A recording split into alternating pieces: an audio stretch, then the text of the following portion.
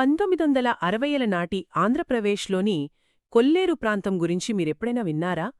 ఆ ప్రాంతానికి వెళితే ఆకాశం సరిగా కనిపించేది కాదట. ఆ అవునండి. ఆకాశాన్ని కప్పేస్తూ వేలాది పక్షులతో ఆ ప్రాంతమంతా కోలాహలంగా ఉండేది. అంటే వినడానికి కాస్త అతిశయోక్తిలా అనిపించవచ్చు కాని, ఆ ప్రపంచంలోనే అత్యంత పెద్దదైన గ్రే లేదా స్పాటెడ్ బిల్డ్ పెలికాన్ పక్షులకు అది కేర్ ఆఫ్ అడ్రెస్. అదేనండి మన అచ్చతెలుగులో గూడబాతులంటాం కదా, వాటికి ఆ ప్రదేశం ఒక అద్భుతమైన సంతానోత్పత్తి కేంద్రం. ఖచ్చితంగా. కానీ కట్ చేస్తే 1974 వచ్చేసరికి ఏమైందంటే అక్కడ ఒక్క పక్షి కూడా లేదు. ఆ గూడబాతల జాడ పూర్తిగా మాయమైపోయింది. అదే కదా ఆశ్చర్యం. అవి వలస రావటం మానేలేదు, కాని ఆ పక్షుల మనుగడే అక్కడ అసాధ్యంగా మారింది. అసలు ఎందుకు? ఒక సహజ సిద్ధమైన అద్భుతాన్ని కేవలం 10 ఏళ్ల వ్యవధిలో మనుషులు ఎలా నాశనం చేశారు? దీని గురించే ఈరోజు మన ఈ లోతైన విశ్లేషణ సాగుతుంది. అవును. దీనికి మూలం బివి శేషగిరిరావు గారు 1991లో ప్రచురించిన the impact of fisheries on Kolleru lake, a wetland ecosystem అనే పరిశోధనా పత్రం. ఇది కేవలం పక్షుల అదృశ్యం గురించిన కథ మాత్రమే కాదు కదా? కానే కాదు. ఇదొక హెచ్చరిక. పర్యావరణమనేది ఒకదానికొకటి ముడిపడి ఉన్న ఒక సంక్లిష్టమైన వల లాంటిది. అందులో ఒక దారాన్ని లాగితే మొత్తం నిర్మాణం ఎలా కుప్పకూలుతుందో ఈ పేపర్ కళ్ళ కట్టినట్టు వివరిస్తుంది. సరే, పక్షులు మాయమయ్యాయి, చేపల పెంపకం వల్ల ఆవరణ వ్యవస్థ దెబ్బతింది. ఇదంతా వినడానికి ఒక విషాద కథలా ఉంది. కాని నా మొదటి ప్రశ్న ఏంటంటే, అసలా గూడబాతులు ప్రపంచంలో ఎన్నో ప్రదేశాలుండగా ఈ కొల్లేరులనే ఎందుకు వాలేవి? దానికి ఆ భౌగోళిక ప్రాంతమే కారణం. గోదావరి, కృష్ణానదుల మధ్య ఉన్న ఈ ప్రదేశానికి ఒక ప్రత్యేకత ఉంది. ఆ ప్రత్యేకతే ఈ సరస్సుకి వరం. అదే సమయంలో శాపం కూడా అయింది. అంటే ఎలా? అంత విశాలమైనదా సరస్సు? అవును. ఈ కొల్లేరు సరస్సు ఎంత విశాలమైనదంటే దీని పరిధిలో ఏకంగా 46 ద్వీపగ్రామాలున్నాయి. అంటే నీటి మధ్యలో ఉండే గ్రామాలన్నమాట. అలాగే 76 తీరప్రాంత గ్రామాలున్నాయి. ఓహో, అదొక పెద్ద ప్రపంచమన్నమాట. అవును. అయితే ఇక్కడ అత్యంత ఆశ్చర్యపరిచే శాస్త్రీయ వాస్తవం ఏంటంటే ఈ సరస్సు అంతటా ఒకే రకమైన వాతావరణం ఉండదు. ఇది భౌగోళికంగా అలాగే రసాయనికంగా తూర్పు, పశ్చిమ మండలాలుగా విడిపోయి ఉంటుంది. ఒక్క నిమిషం, ఒకే సరస్సులో 2 రకాల వాతావరణాలా? అది ఎలా సాధ్యం? నీరు ఎక్కడైనా నీరే కదా? పైకి అలానే కనిపిస్తుంది కానీ లోపల జరిగే రసాయన ప్రక్రియలు వేరు. చూడండి, పశ్చిమ మండలంలో నీటిలో కరిగిన ఆక్సిజన్ శాతం చాలా ఎక్కువగా ఉంటుంది. పీహెచ్ స్థాయి తక్కువగా ఉండి ఉష్ణోగ్రత కాస్త ఎక్కువగా ఉంటుంది. అంటే అక్కడ నీరు ఎలా ఉంటుంది? ఇక్కడ నీరు అంత పారదర్శకంగా ఉండదు. కాస్త మబ్బుగా, అదే టర్బిడ్గా ఉంటుంది. అదే తూర్పు మండలానికొస్తే అది నదుల సంగమానికి దూరంగా ఉంటుంది. అంటే అక్కడ ప్రశాంతంగా ఉంటుందా? ఖచ్చితంగా. అక్కడ నీటి పరిస్థితి పూర్తిగా వాతావరణంలో వచ్చే ఋతుపవనాల మార్పులపై ఆధారపడి ప్రశాంతంగా ఉంటుంది. ఈ వైవిధ్యం ఎంత అరుదైనదంటే పరిశోధకుడు దీన్ని ఏకంగా ఆఫ్రికాలోని టాంకానిక సరస్సుతో పోల్చారు. లేక్ టాంకానికా ప్రపంచంలోనే 2వ అతిపెద్ద మంచినీటి సరస్సు కదా అది? అవును. ఆ సరస్సులో కూడా ఇలాగే రసాయన, క్లోరోఫిల్ స్థాయిలను బట్టి విభిన్న ప్రాంతాలుగా విభజించారు. మన కొల్లేరు కూడా అలాంటిదే. ఈ భౌగోళిక వైవిధ్యాన్ని ఒకసారి ఊహించుకుందాం. ఇదెలా ఉందంటే ఒకే నగరంలో 2 విభిన్న వాతావరణాలున్న ప్రాంతాలు ఉండటం లాంటిది. అవును, భలే చెప్పారు. ఒకవైపేమో విపరీతమైన ఉష్ణోగ్రత, ఆక్సిజన్ ఉండి ఎప్పుడు రద్దీగా ఉండే పారిశ్రామిక ప్రాంతం అనుకుంటే, మరోవైపు కేవలం ఋతుపవనాలపై ఆధారపడి ప్రశాంతంగా ఉండే పల్లెటూర్లాంటిది. ఖచ్చితంగా. ఈ 2 విభిన్న వాతావరణాలు ఒకే చోట ఉండటం వల్లే ఇక్కడ అన్ని రకాల జీవులు, ముఖ్యంగా పక్షులు, అరుదైన చేపలు భయంకరంగా వృద్ధి చెందాయి. ముఖ్యంగా ఈ సరస్సు లోతు తక్కువగా ఉండటం దీనికి బాగా కలిసొచ్చింది. ఆ లోతు తక్కువుండటమే ఆక్వాకల్చర్కి అంటే వాణిజ్యపరంగా చేపలు పెంచడానికి అనుకూలంగా మారిందంటారా? అవునండి. ప్రపంచంలోనే అత్యంత అనుకూలమైన ప్రాంతాల్లో ఒకటిగా మారింది.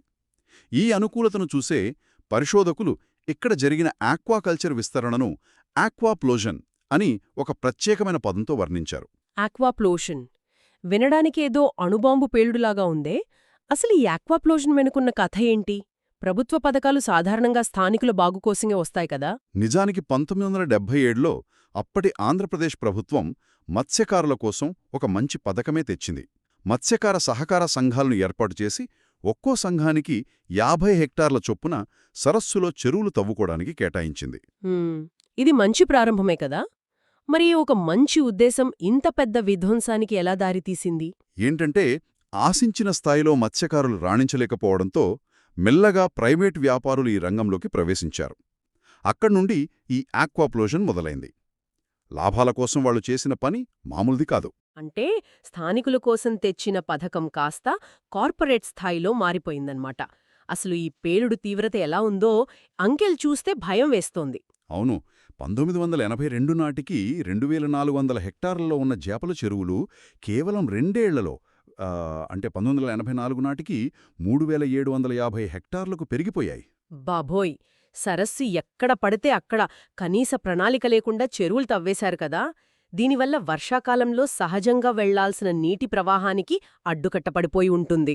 ఖచ్చితంగా నీటి ప్రవాహం ఆగిపోవడం అనేది కేవలం మొదటి సమస్య మాత్రమే. అసలు విధ్వంసం నీటి అడుగును మొదలైంది. తక్కువ స్థలంలో ఎక్కువ చేపల దిగుబడి సాధించాలనే అత్యాశతో ఆ చెరువుల్లో విపరీతమైన రసాయనాలు కుమ్మరించడం మొదలుపెట్టారు. రసాయనాలా? అంటే ఎలాంటివి? ఒక ఉదాహరణ చెప్తాను వినండి. కేవలం 1 హెక్టార్ విస్తీర్ణంలో ఉన్న చెరువులో ఏకంగా 20 టన్నుల సూపర్ ఫాస్ఫేట్ ఎరువును వాడిన సందర్భాలను ఈ పత్రం రికార్డ్ చేసింది. ఒక్క నిమిషం. 20 టన్నుల ఫాస్ఫేట్ ఎరువులు అనేవి సాధారణంగా మొక్కలు వేగంగా పెరగడానికి వాడతారు కదా.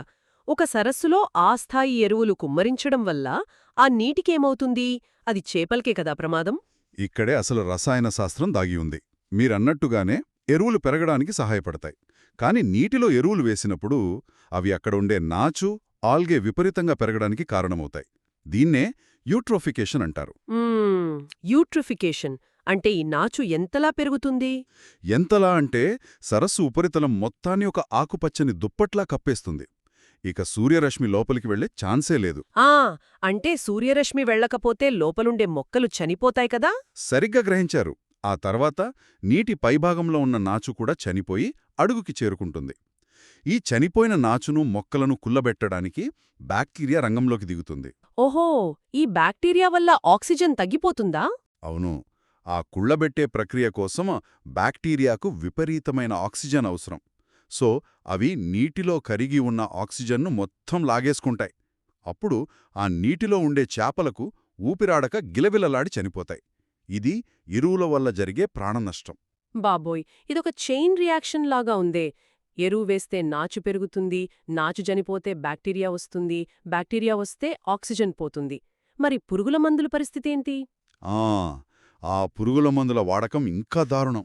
అవును, ఆర్గ్యులస్ అనే పరాన్నజీవిని చంపడానికి ఏకంగా 20 లీటర్ల మోనోక్రోటోఫాస్ అనే పురుగుల మందును వాడారని నేను నోట్స్లో చదివాను. అవునండి, ఆ మోనోక్రోటోఫాస్ వాడకం వల్ల జరిగిన నష్టం అంతా ఇంతా కాదు. అసలు ఈ ఆర్గ్యులస్ అనేది చేపల చర్మం మీద అతుక్కుని రక్తం పీల్చే ఒక చిన్న పరాన్నజీవి. దాన్ని చంపడానికి ఈ అత్యంత విషపూరితమైన పురుగుల మందును వాడారు. మరి ఆ మందు కేవలం ఆ ఆర్గ్యులస్నే చంపుతుందా? మిగతా వాటికి ప్రమాదం లేదా?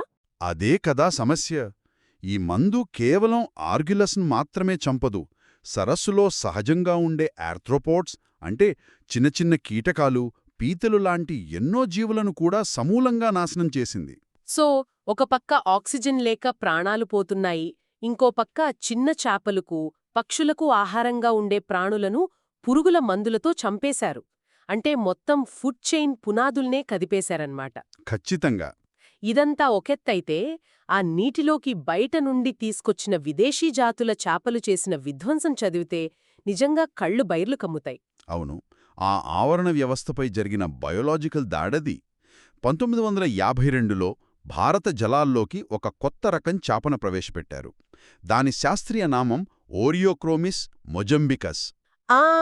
దీన్నే జావా తెలాపియా అంటారు కదా. అవునండి, ఈ చేప ఒక పర్యావరణ వ్యవస్థలోకి వస్తే దాన్ని ఆపటం దాదాపు అసాధ్యం. ఎందుకంటే దానికి కొన్ని ప్రత్యేకమైన లక్షణాలున్నాయి. అది ఎలాంటి కలుషిత నీటిలోనైనా బతుకుతుంది. పైగా తీవ్రమైన చలికాలం మినహాయిస్తే దాదాపు సంవత్సరం పొడవునా గుడ్లు పెడుతూనే ఉంటుంది కదా. పడితే అక్కడ ఎలాంటి చెత్త వాతావరణంలోనైనా విపరీతంగా పెరిగిపోతోంది. అవును కదా, దాన్ని పీకేయనేం, అది మనకు పనికిరాదు, పైగా అసలు పంటను బతకనివ్వదు. ఈ తిలాపియా చేప కూడా నీటి అడుగున ఒక వయ్యారిబామ లాంటిదే. దీని వీపు మీద బలమైన ముళ్ళుంటాయని పరిశోధన పత్రంలో ఉంది కదా. అవును, ఆ వీపు మీదుండే బలమైన ముళ్ల వల్ల ఈ చేపకు సహజ శత్రువులు లేకుండా పోయారు. కొల్లేరులో సహజంగా చన్నా అనే ఒక రకమైన ప్రిడేటర్ చేపలుంటాయి. ఇవి ఇతర చేపలను తిని బతుకుతాయి. ఆ మరి ఈ చెన్నా చేపలు ఈ తిలాపియాను తినలేవా? తినలేవు. ఆ తిలాపియా ముళ్ల వల్ల చన్నా చేపలు కూడా వీటిని వేటాడలేవు. పైగా ఈ తిలాపియా ఏది పడితే అది తినేస్తోంది. దీనివల్ల కొల్లేరు సరస్సులో సహజంగా ఉంటూ ఆర్థికంగా ఎంతో ప్రాముఖ్యత ఉన్న అనాబాస్ లాంటి స్థానిక చేపలకు ఆహారం లేకుండా పోయింది. బాబోయ్! అంటే ఈ జావా తిలాపియా ఒక దురాక్రమణదారుడిలా మొత్తం సరస్సును తన గుప్పిట్లోకి తీసుకుందన్నమాట. అంతే కదా. ఇది నిజంగా ఒక భయంకరమైన పరిస్థితి. బయట నుండి వచ్చిన ఒక జీవి స్థానిక జాతుల మనుగడని ఎలా ప్రశ్నార్థకం చేస్తోందో అనడానికి ఇదొక ప్రత్యక్ష ఉదాహరణ. మరి ఈ ఆక్వాకల్చర్లో గ్రాస్ కార్ప్, సిల్వర్ కార్ప్ లాంటి ఇతర విదేశీ చేపలను కూడా పెంచుతారు కదా. పెంచుతారు. వాటి వల్ల ఎందుకు ముప్పు లేదని పరిశోధనలో చెప్పారు? అవి తిలాపియాలాగే విజృంభించవచ్చు కదా. ఇక్కడే ఒక చిన్న బయాలజికల్ ట్విస్ట్ ఉంది. గ్రాస్ కార్ప్, సిల్వర్ కార్ప్ లాంటి చేపలు మన చెరువుల్లాంటి పరిమితమైన, నిశ్చలమైన జలాల్లో సాధారణంగా గుడ్లు పెట్టవు. ఓహో, అంటే వాటికి ప్రవహించే నీరు కావాలా? అవును, అవి సంతానోత్పత్తి చేయాలంటే ప్రవహించే నీరు లాంటి ప్రత్యేక పరిస్థితులు కావాలి. కాబట్టి ఆ చేపల వల్ల స్థానిక ఆవరణ వ్యవస్థకు పెద్దగా ముప్పు వాటిల్లిన దాఖలాలు లేవు. కానీ తిలాపియా అలా కాదు. దానికి ఏ వాతావరణమైనా ఒకటే, నిరంతరం గుడ్లు పెడుతూనే ఉంటుంది. అర్థమైంది. అంటే ఒకవైపు రసాయనాలతో నీరు విషతుల్యమైపోతోంది, మరోవైపు ఈ వయ్యారి భామలాంటి విదేశీ చేపల దాడి జరుగుతోంది. ఇవి చాలవన్నట్టు క్యాప్చర్ ఫిషరీస్ పేరుతో మనుషులు ఇంకో దారుణానికి ఒడిగట్టారు కదా. అవునండి, ఆ సంగతి తలుచుకుంటేనే మనిషి అత్యాశకు అంతులేదనిపిస్తోంది. సహజంగా ఉన్న నీటిని తమ స్వార్థం కోసం ఎలా తోడేస్తున్నారో వింటే ఆశ్చర్యం వేస్తోంది. అవును, నేను కూడా చదివాను. సరస్సులోని ద్వీపగ్రామాల చుట్టూ ఉండే ప్రాంతాలను దొడ్లు అంటారని, వాటిని వేలం వేస్తారని విన్నాను. అసలు ఈ దొడ్ల దగ్గర వేసవికాలంలో ఏం జరుగుతోంది? కొల్లేరులో జరిగే చేపల వేటలో 90% వలలు, బోనుల ద్వారానే జరుగుతోంది. వేసవికాలం వచ్చేసరికి సరస్సులో సహజంగానే నీటిమట్టం +3 అడుగులకు పడిపోతోంది. అప్పుడేమవుతుంది? అప్పుడు ఈ దొడ్లను వేలం పాడుకున్న వాళ్లు చేసే పని పర్యావరణానికి అతి పెద్ద ద్రోహం. ఆ దొడ్ల చుట్టూ మట్టితో గట్లు కట్టేస్తారు. ఆ తర్వాత పెద్ద పెద్ద మోటార్లు, పంపులు పెట్టి ఆ గట్ల మధ్య ఉన్న నీటిని ఒక్క చుక్క కూడా లేకుండా మొత్తం తోడేస్తారు. ఏంటి, ఒక్క చుక్క లేకుండా తోడేస్తారా? అవును, ఆ బురదలో మిగిలిన ప్రతి చేపను పట్టుకుంటారు. అంటే ప్రతి నీటి బొట్టునూ తోడేయడమన్నమాట. ఇదెలా ఉందంటే మన పక్కంటివాడు తన స్వార్థం కోసం 1000 అడుగుల బోరు వేసి, భూగర్భ జలాలన్నీ లాగేసి, ఊరి మొత్తానికి చుక్క నీరు లేకుండా చేయడం లాంటిది గదా. ఖచ్చితంగా అదే. ఇలా మొత్తం తోడేసినప్పుడు పనికిరాని చిన్న చేపలు కూడా వస్తాయి కదా. మరి వాటినేం చేస్తారు? ఆ చిన్న చేపలను నిర్లక్ష్యంగా గట్లమీద పారేస్తారు. ఇక్కడే పర్యావరణ చక్రం ఎలా విచ్ఛిన్నమవుతుందో మనం గమనించాలి. వాళ్లు పారేసే ఆ చిన్న చేపలలో ఎన్నో దోమల లార్వాలను తినే జాతులుంటాయి. అంటే అవి దోమలను కంట్రోల్ చేసే చేపలన్నమాట. అవును, ఈ చేపలు సహజంగా నీటిలో ఉంటే దోమల బెడద ఉండదు. కానీ వాటిని నిర్దాక్షిణ్యంగా చంపి పారేయడం వల్ల ఆ ప్రాంతంలో దోమలు విపరీతంగా పెరిగిపోయి స్థానిక ప్రజలు అనారోగ్యాల బారిన పడే పరిస్థితి వస్తోంది. ఒక చిన్న స్వార్థం ఎంత పెద్ద పర్యావరణ సమస్యకు దారితీస్తోందో చూడండి.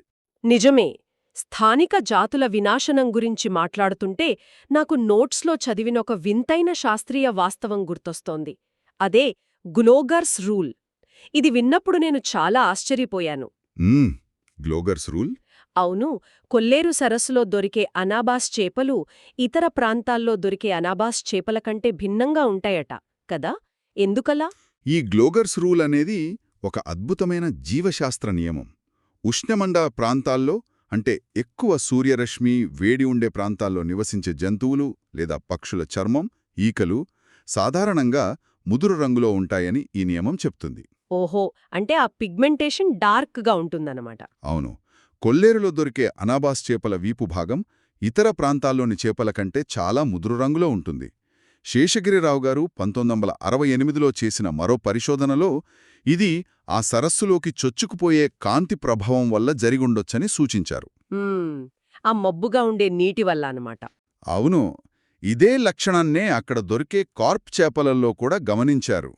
అయితే ఈ రంగు మార్పు వెనుక ఉన్న ఖచ్చితమైన శాస్త్రీయ రహస్యమేమిటో ఇంకా పూర్తిగా అంతుచిక్కలేదనుకోండి.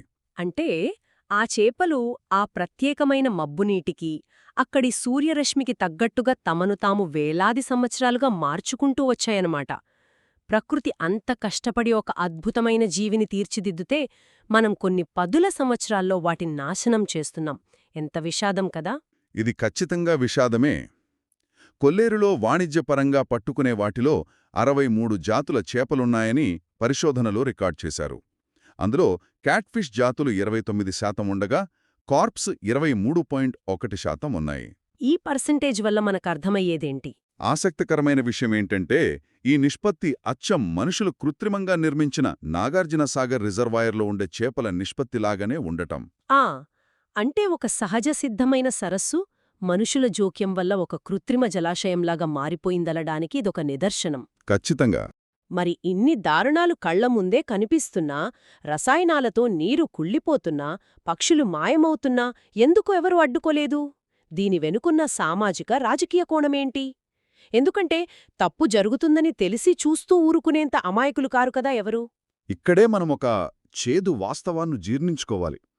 ఆసియా ఖండంలో ప్రతి నిమిషానికి 1 హెక్టారు చిత్తడి నేల నాశనమవుతోందని అంచనా. బాబోయ్, ప్రతి నిమిషానికా? అవునండి. ఈ చిత్తడి నేలల ప్రాముఖ్యత ఎలాంటిదంటే మలేషియా లాంటి దేశంలో కేవలం ఈ వెట్లాండ్ల ద్వారా వచ్చే మత్స్య సంపద విలువే ఏటా దాదాపు $500 మిలియన్ ఉంటుంది. అంత విలువైన వాటిని ఎందుకు నాశనం చేస్తున్నారు మరి? అయినా సరే ఈ విధ్వంసం ఆగకపోవడానికి కారణాన్ని వెస్ట్మన్ మరియు సీట్స్ లాంటి పర్యావరణ మేధావులు తమ పరిశోధనల్లో చాలా స్పష్టంగా, విమర్శనాత్మకంగా వివరించారు. వాళ్ళేమన్నారో నాకు గుర్తుంది.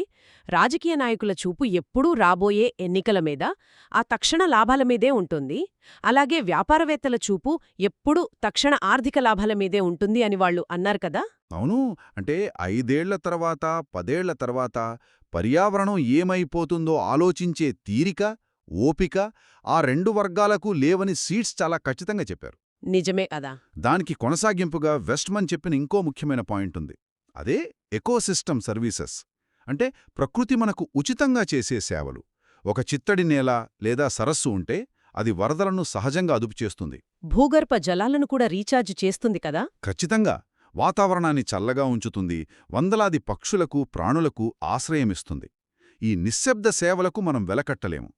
రాజకీయ నాయకులు, వ్యాపారులు కేవలం చేపలమ్మితే వచ్చే డబ్బును మాత్రమే చూశారు కానీ సరస్సు చేసే ఈ ఉచిత సేవలను గుర్తించలేకపోయారు. సరైన పర్యావరణ ఇంజనీరింగ్, దీర్ఘకాలిక ప్రణాళిక లేకుండా కేవలం అభివృద్ధి అనే ముసుగులో ముందుకు వెళితే ఎలాంటి వినాశనం జరుగుతుందో అనడానికి కొల్లేరు ఒక పెద్ద పాఠం. ప్రకృతి చేసే సేవలు ఉచితం కాబట్టి వాటి విలువ మనకు తెలియడం లేదు. ఆ సరస్సు ఎండిపోయి, వరదలు వచ్చి, ఊళ్ళు మునిగిపోయినప్పుడు కాని ఆ ఉచిత సేవల అసలు విలువ అర్థం కాదు. మరి ఈ పరిశోధనా పత్రంలో ఈ వినాశనాన్ని ఆపడానికి ఏమైనా పరిష్కారాలు సూచించారా, లేక కేవలం సమస్యను మాత్రమే వర్ణించారా? లేదు. కొన్ని బలమైన పరిష్కారాలను ఈ పత్రం సూచించింది. మొట్టమొదటిది సరస్సులో నీటి మట్టాన్ని రక్షించడం. సముద్ర మట్టానికి +5 కాంటూర్ వద్ద ఒక రెగ్యులేటర్ను నిర్మించి నీటి మట్టాన్ని ఎప్పుడూ ఆ స్థాయిలో ఉండేలా చూడాలి. అంటే ఆ స్థాయి కంటే కింద ఉన్న ఆక్రమణలన్నింటినీ తొలగించాలన్నమాట. ఖచ్చితంగా. అవి ఎంతటివారివైనా సరే నిర్దాక్షిణ్యంగా తొలగించాలి. అన్నిటికంటే ముఖ్యంగా ఒరిస్సాలోని చిల్కా సరస్సు, రాజస్థాన్లోని కియోలాడియో, కాశ్మీర్లోని వులార్, మణిపూర్లోని లోక్తక్ సరస్సుల మాదిరిగా కొల్లేరును కూడా అంతర్జాతీయ ప్రాముఖ్యత ఉన్న రామ్సర్ సైట్గా ప్రకటించాలి. ఓహో, రామ్సర్ సైట్గా గుర్తిస్తే ప్రయోజనమేంటి? తద్వారా కేంద్ర, అంతర్జాతీయ సంస్థల సహకారంతో ఈ సహజ వనరును కఠినంగా రక్షించవచ్చని ఈ పరిశోధన స్పష్టంగా డిమాండ్ చేసింది. ఆ పరిష్కారాలు నిజంగా ఆచరణలో పెడితే కొల్లేరుకు మళ్లీ ప్రాణం పోసినట్టే అవుతుంది.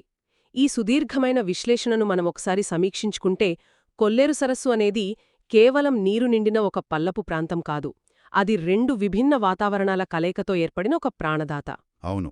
ఒకప్పుడు పక్షుల కిలకిలరావాలతో, అద్భుతమైన గ్లోగర్స్ రూల్ పాటిస్తూ స్థానికంగా వృద్ధి చెందిన అనాబాస్ లాంటి మత్స్య సంపదతో అలరారిన ఒక ప్రకృతి అద్భుతం. కానీ ఆక్వాకల్చర్ పేరుతో జరిగిన రసాయన దాడి, ఎరువుల వల్ల వచ్చిన యూట్రోఫికేషన్, ఈ వయ్యారిభామలాంటి జావా తిలాపియా చేపల ఆక్రమణ, చివరగా ప్రతి నీటిబొట్టును తోడేసే మనిషి అత్యాశ, ఇవన్నీ కలిసి ఒక మహత్తరమైన ఆవరణ వ్యవస్థను ఎలా కుప్పకూల్చాయో ఈ పత్రం మనకు కళ్లకు కట్టింది. ఖచ్చితంగా అండి.